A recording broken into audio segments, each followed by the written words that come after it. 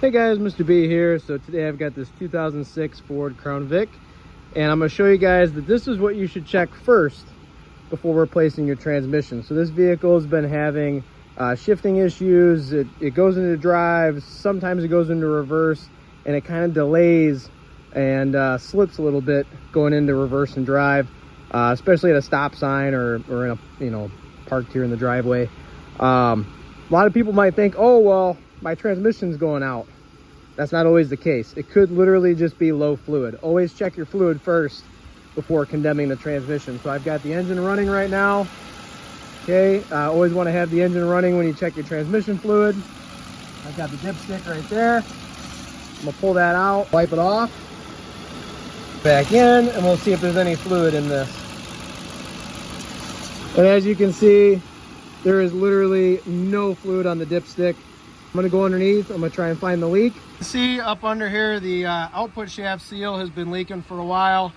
I see signs of oil and residue slung along the floorboard right here, on this side and that side as well. It looks pretty wet right here. So I'm gonna go ahead and I'm gonna replace that output shaft seal. I'm gonna have to remove the whole drive shaft. I'll get to that here in a little bit. The other thing you want to check too is your trans pan gasket.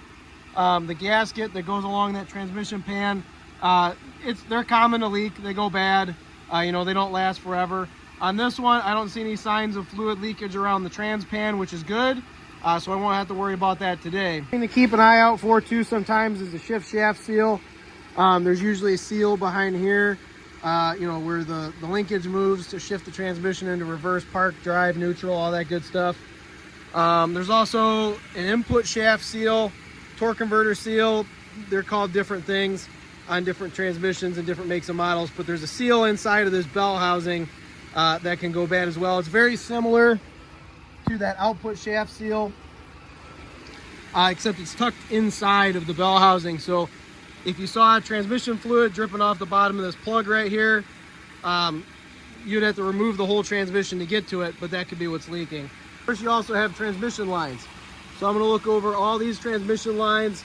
If these transmission lines for the transmission cooler are rusted out and leaking, I'm going to have to repair those as well. Transmission lines, looks like they've been repaired before. I see a little bit of fluid there. That doesn't look like trans fluid though. Along the bottom here where the cooler, the trans cooler, the radiator, AC condenser, all those parts are.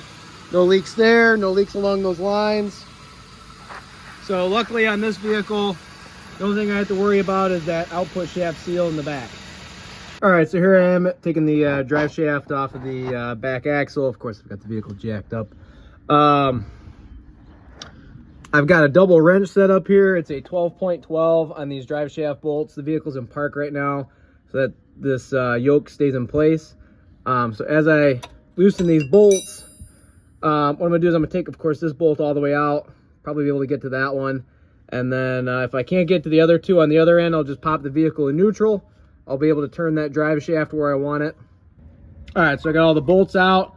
What I like to do is I like to just hit this with a hammer. My advice, don't hit the aluminum drive shaft with a hammer, otherwise you'll bend it and tweak it, and these things aren't very sturdy.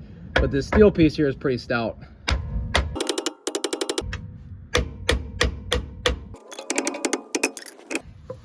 All right, so now I got that loose, I'm just gonna pull the drive shaft all the way out.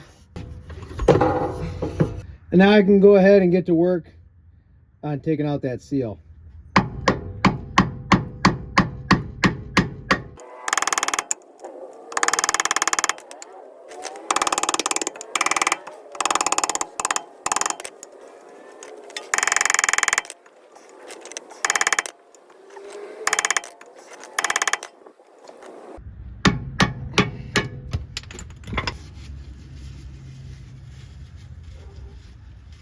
When I go to put the seal back in, you want to make sure it goes in straight.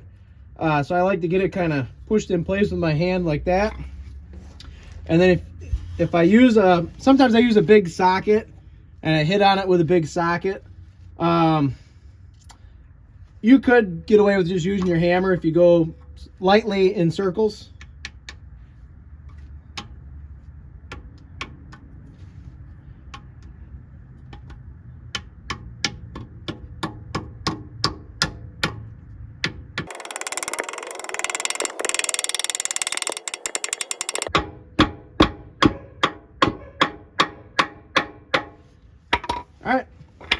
So that's in. The main thing is you just want to make sure it's bottomed out and pushed all the way in.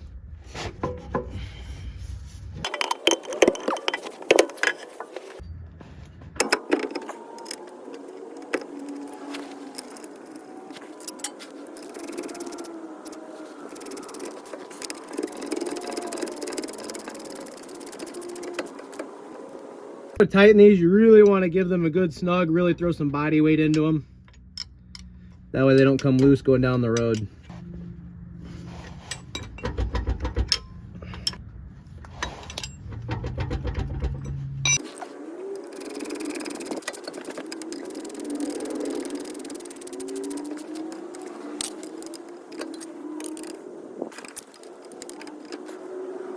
Now that I've got that drive shaft and back in and that seal repaired, I'm going to go ahead and top off my fluid through that dipstick tube.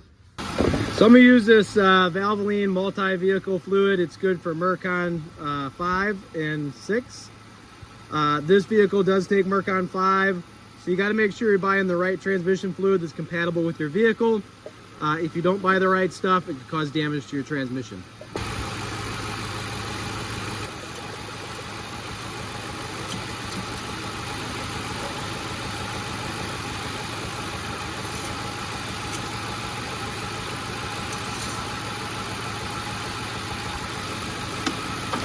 All right, so it took about 3 tries to get an accurate reading on this dipstick. My fluid level is right about there. Now, keep in mind, I haven't been driving this vehicle, so the transmission fluid isn't hot. It should be within the cold range, somewhere between here and probably right about there. This range here is the hot range. So I want to get my fluid level to right about here. That way I know that it's full.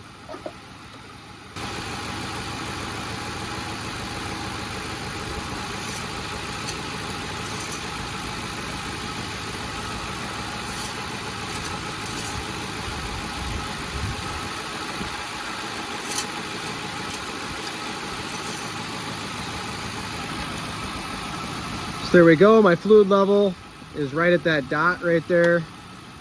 You can see it kind of ends right about there. So that fluid is full. The wheel's back on it. I've been doing some other work to it. I'm gonna take it for a test drive and see how it shifts. After taking this vehicle for a test drive, all those shifting issues went away. No more issues with shifting, no more problems with the transmission. Of course, the fluid level is good now. There's no more leaks. So sometimes really that's all it is. On a lot of vehicles, you know, you get a vehicle where it doesn't shift quite right or it doesn't want to go into drive or reverse, and it's literally just because there's a leak and the fluid's low. So if you guys found this video helpful, please go ahead and like and subscribe.